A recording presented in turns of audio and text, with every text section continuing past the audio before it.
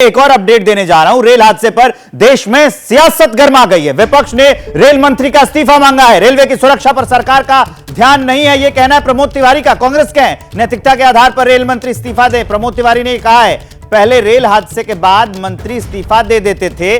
पवन खेड़ा का यह कहना है। अब वो दोनों बयान हम आपको सुनवाने जा रहे हैं।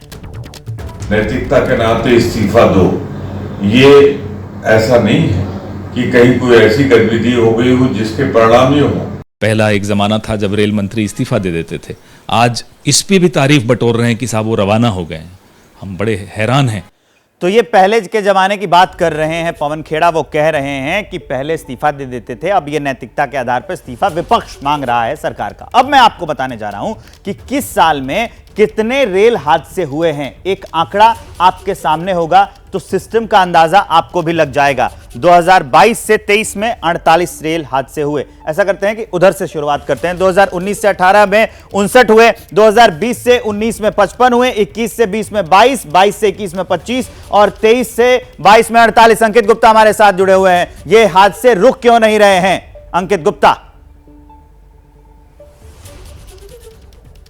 देखिए विवेक, हमको ये भी समझना होगा कि रेलवे जो हमारा रेलवे का नेटवर्क है वो दुनिया के सबसे बड़े रेल नेटवर्क में से एक है और उसके जो आधुनिकीकरण की बात हो रही है वो इतना आसान नहीं है। हालांकि फिर भी जो है सवाल ये उठता है कि इतने सालों में हमने जब अगर दावे किए हैं तो ज़मीन पर क्या दिख रहा है। जिस बात के अभी आप लोग चर्चा कर रहे थे, आप अभिषेक और हम लोग ये जो चर्चा कर रहे हैं कवच सिस्टम की, इसकी भी बात जो पिछले कई सालों से होती रही है। लेकिन आज की तारीख में भी सिर्फ 1500 किलोमीटर कहा यह जा रहा है। इस साल 3000 किलोमीटर हो जाएगा, अगले साल 3000 किलोमीटर हो जाएगा। लेकिन उसके साथ में एक क्लॉज आ जाता है। क्लॉज ये कि जो कंपनी जो है कवच सिस्टम प्रोवाइड करती है उसकी वो प्रोडक्शन कैपेसिटी एक लिमिटेड है और वो जो है जितना दे रही है रेलवे को उतना इंस्टॉल किया जा रहा है। तो इस तरीके के देखिए वहां दलीलें बहुत सारी आ सकती हैं, लेकिन हकीकत क्या है? हकीकत यह है कि हर साल रेल हादसे होते हैं, उनके ऊपर जो सवाल खड़े होते हैं, लोगों की मौतें होती हैं और उसके बाद में कह दिया जाता है कि नहीं हम टेक्नोलॉजी का जो है पालन करेंगे, उससे घटनाएं रुक जाएंगी। लेकिन नतीजा क्या? नतीजा यह है कि आज की तारीख में भी हादसा हो रहा है।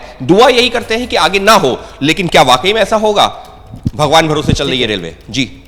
अंकित, आप ये बात कह रहे हैं कि जो कवच है वो लिमिटेड बनता है, जितने आते हैं उतने इंस्टॉल हो जाते हैं। लेकिन अभिषेक उपाध्याय, अभी मैं कल परसों ही सुन रहा था, अश्विनी वैष्णव जो हैं वो कह रहे हैं कि वंदे भारत की स्लीपर क्लास भी लेके आएंगे।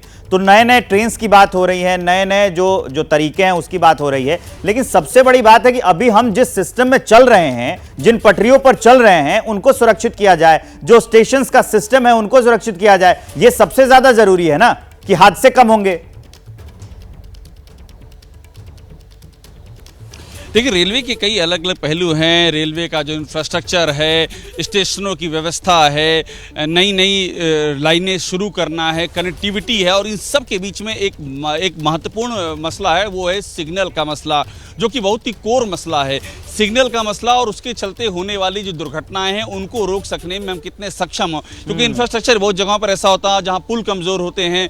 बीच में ये भी रिपोर्ट आई थी कि जो रेलवे के ब्रिज हैं उनकी भी मरम्मत जरूरी है, क्योंकि उसके जरिए भी हादसे हुए हैं। तो अलग अलग पहलू हैं, जिसमें सिग्नल का पहलू बहुत ही महत्वपूर्ण है और इस पर बजट लेआउट से लेकर के टाइम बाउंड एग्जीक्यूशन ध्यान देने की जरूरत हो कि हर 6 महीने में कुछ लोग आंकड़ों में तब्दील ना हो जाएं। हमने ये ना गिने कि आज 8 की मौत हो गई, 10 की मौत हो गई। ये हादसा बड़ा खतरनाक है। आप सभी हमारे साथ बने रहिए।